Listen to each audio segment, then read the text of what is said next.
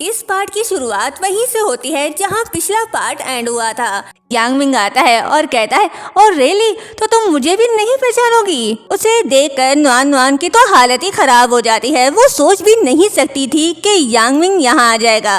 तभी यांग मिंग उसे कहता है, क्या इत्तेफाक है, तुम यहाँ पर हो? मुझे तो याद है कि तुमने मुझे कहा था कि तुम घर पर रुककर अच्छी वाइफ की तरह मेरा इंतजार करोगी, तो अब तुम यहाँ क्या करी हो? तभी नुआन नुआन को एक आइडिया आता है। वो यांग मिंग से कहती है, ओ मुझे लगता है कि आपको कोई मिसअंडरस्टैंडिंग हो गई है। मैं आन रान नहीं हूँ, मैं उसकी ट्विन सिस्टर नुआन नुआन हूँ। आप जरूर यांग मिंग है ना? Hello brother in law. ये सुनकर यांग मिंग शॉक तो बिल्कुल भी नहीं होता। वो बहुत नॉर्मल सा रिएक्शन देता है और कहता है, ओ मुझे लगता है कि शायद मेरी ही मिस्टेक है, सॉरी। तभी नुआन नुआन और वांगशी यांग मिंग को भी ज्वाइन करने को कहते हैं और हैरानी की बात ये होती है कि वो उन्हें ज्वाइन भी कर लेता है और उनके साथ बैठ जाता है। लेकिन वो नुआन नुआन को बहुत ही अजीब सी शक्की नजरों से देख रहा होता है। फिर सब मिलकर वांगशी का बर्थडे सेलिब्रेट करते हैं और केक कट करते हैं। तभी एक लड़का नुआन नुआन की तरफ बढ़ता है ताकि उसके फेस पर केक लगा सके, लेकिन तभी यांग मिंग उसके सामने आकर खड़ा हो जाता है और ये देखकर वो वहाँ से चला जाता है। जिसके बाद नुआन नुआन उसे कहती है, ओ आपके तो कपड़े खराब हो गए हैं। लेकिन वो कहता है, कोई बात नहीं, मैं मैनेज कर लूँगा।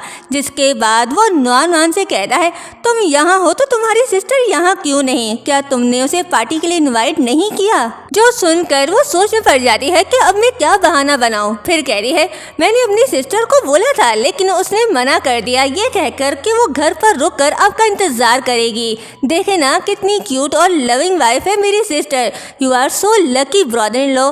जो सुनकर वो कहता है, हाँ ये तो है। ऐसा है तो फिर मुझे घर जाना चाहिए, तुम्हारी सिस्टर वेट कर रही होगी। लो जी, ये तो फंस गई। ये फौरन उसे रोकती है क्योंकि ये जानती है कि अगर यांग मिंग घर चला गया तो ये पकड़ी जाएगी। फिर वो वांगशी को इशारा करती है कि अब तुम ही कुछ करो। तो वो यांग मिंग के पास आकर कहती है, आज मेरा बर्थडे है तो प्लीज आप मेरे साथ एक ड्रिंक पी लेना। और यांग मिंग को अपने साथ पीने के लिए बिठा देती है और बातों में लगा लेती है। जैसे ही यांग मिंग उसके साथ बिजी होता है तो नुआन नुआन मौका देकर वहाँ से निकल जाती है। जो देखकर यांग मिंग स्माइल करता है, यानी उसको पता चल गया कि नुआन नुआन बहाने से वहाँ से निकल गई। इधर नुआन नुआन टैक्सी का वेट कर रही होती है लेकिन उसे कोई टैक्सी नहीं मिलती। तभी उसे एक डिलीवरी बॉय दिखता है। वो उसे रोकती है और कहती है, मैं आपसे एक डील करना चाहती हूँ। जो सुनकर वो अजीब तरह से उसे देखने लगता है। दूसरी तरफ यांग मिंग वांगशी से कहता है, मुझे अब घर जाना चाहिए और वहाँ से निकल जाता है। जिसके बाद हम नुआन नुआन को देखते हैं जो उस डिलीवरी बॉय के साथ घर पहुँच जाती है और उसे थैंक यू कहती है। जैसे ही वो लड़का वहाँ से जाता है तो नुआन नुआन को यांग मिंग की कार नजर आती है। जो देखकर वो घबरा जाती है और फौरन घर के अंदर भागती है। यांग मिंग मेन डोर से घर में एंटर होता है तो नुआन नुआन विंडो से अपने रूम के अंदर आती है। यांग मिंग सीधा उसके रूम की तरफ बढ़ा होता है। जो देखकर वो जल्दी से अपना गेटअप चेंज करती है और ब्लैंकेट में छुप जाती है। यांग मिंग उसके पास आता है और उसे उसकी ट्विन सिस्टर के बारे में बताने लगता है और कहता है, हम कल चलेंगे तुम्हारी बहन से मिलने। जो सुनकर नुआन नुआन मना कर देती है और कहती है, वो मैं आपको बताना भूल गई, मेरी सिस्टर अब्रॉड में रहती है। वो बस कुछ दिन के लिए यहाँ आई थी, कल तो उसकी फ्लाइट है, वो वापस जा रही है। तो वो कहता है, अच्छा तो ये बात है, कोई बात नहीं, फिर कभी मिल लेंगे। और अपने शर्ट के बटन्स खोने लगता है। जो देखकर वो बहुत हैरान होती है। लेकिन जैसे ही उसका हाथ पैंट के बटन्स की तरफ जाता है तो वो चिल्लाने लगती है और कहती है, ये तुम क्या कर रहे हो? और ऐसा करते हुए दोनों एक दूसरे के बहुत क्लोज आ जाते हैं। यांग मिंग कहता है, क्या तुम मेरे कपड़े चेंज करने में हेल्प करोगी? इतना हैंडसम लड़के को देखकर भी नुआन नुआन नहीं पिघलती और शर्मा कर उसके ऊपर ब्लैंकेट डालकर बाथरूम में भाग जाती है और मन ही मन कहती है, आखिर कब तक मुझे खुद को बचाना होगा? सिस्टर प्लीज वापस आ जाओ। दूसरी तरफ हम आन रान को देखते हैं जो उस लड़के के साथ थी जिसके लिए वो भागी। इसका नाम जी चुआन है। इसके टांग में चोट लगी थी इसलिए आन रान उसका ख्याल रख रही थी। जी चुआन उसे सॉरी कहता है क्योंकि उसे बिल्कुल भी अच्छा नहीं लग रहा था कि आन रान नुआन जैसी इंडिपेंडेंट लड़की सिर्फ उसके लिए घर से भागी और अब उसकी सेवा भी करी है। लेकिन आन रान उसे चुप करवा देती है और कहती है ये अब मेरी चॉइस है, जिसके बाद वो दोनों रोमांटिक हो जाते हैं। नेक्स्ट डे नुआन ऑफिस जाती है और अपने डैड से कहती है बहुत बड़ी दिक्कत हो गई, यांग मिंग मेरी सिस्टर से मिलना चाहता है, अब हम क्या करें। वो दोनों बहुत ज्यादा परेशान होते हैं, लेकिन तभी असिस्टेंट वहाँ आता है मीटिंग के बारे में बताने के लिए। उसे देखकर वो दोनों बहुत ही अजीब तरह से स्माइल करते हैं, जो देखकर वो कहता है क्या हुआ आप लोगों को, मुझे लगता है मैं गलत वक्त पर आ गया। लेकिन उन लोगों का प्लान तो कुछ अलग ही था। वो उसको मास्क वगैरह पहनाकर यांग मिंग से मिलवाने के लिए तैयार करते हैं और उस बेचारे को चश्मा और मास्क वगैरह पहनाकर खड़ा कर देते हैं और कहते हैं तुम ना एकदम नुआन जैसी एक्टिंग करना। वो बेचारा कंफ्यूज होकर खड़ा हो जाता है। तभी वहाँ पर यांग मिंग आता है और बहुत सारे एक्सपेंसिव गिफ्ट लेकर आता है। नुआन उसे बताती है कि ये मेरी सिस्टर है, तो यांग मिंग उसे हैरानी से देखने लगता है। तो वो उससे कहते हैं नुआन के मुंह पर चिकन बॉक्स निकले हुए हैं। तभी उसने अपना मुंह छुपाया हुआ है और मिस्टर टांग उसे ऊपर रूम में जाने को कहते हैं। तो उसके असिस्टेंट के मुंह से गलती से डैड की जगह मिस्टर टांग निकल जाता है, जो सुनकर वो सब लोग थोड़ी देर तो घबरा ही जाते हैं, लेकिन फिर बात को पलटने के लिए हंसने लगते हैं। और नुआन के डैड कहते हैं बेटा तुम बिना हर वक्त मजाक करती रहती हो, मैं ऑफिस में मिस्टर टांग हूँ लेकिन हूँ तो तुम्हारा डैड ना। लेकिन यांग मिंग एकदम चुप होता है, वो तो ये सब एंजॉय करा था। जिसके बाद वो नुआन से कहता है मुझे तो ये पता चला था कि मेरी सिस्टर इन लोगों को पेंटिंग का बहुत शौक है, इसलिए मैंने उसके लिए मिस्टर लू से बात की थी। वो उसे एक चांस देना चाहते हैं और तुम्हें पता है वो उसे मिलना भी चाहते थे, लेकिन खैर अब क्या ही कर सकते हैं। नुआन तो उनसे मिल नहीं सकती, जो सुनकर नुआन तो खुशी से पागल हो रही होती है और कहती है अरे क्यों नहीं, वो जरूर मिलेगी। यांग मिंग कहता है लेकिन अभी तो तुमने कहा था कि उसे चिकन बॉक्स हुए हैं। तो वो कहती है अरे कोई मसला नहीं, मैं अभी जाकर उसे रेडी करके ले आती हूँ।